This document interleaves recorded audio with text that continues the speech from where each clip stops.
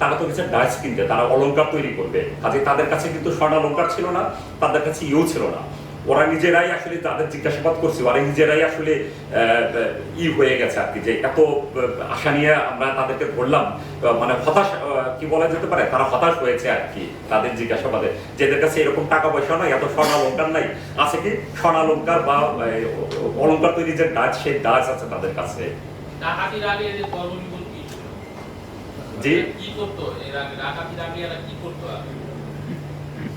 আসলে এরা বিভিন্ন সময় ডাকাত, এই যে কয়েকজন সদস্য নাম বললাম, দিদার কিন্তু অনেকদিন কিন্তু জেল খেটেছে, 3.5 বছর।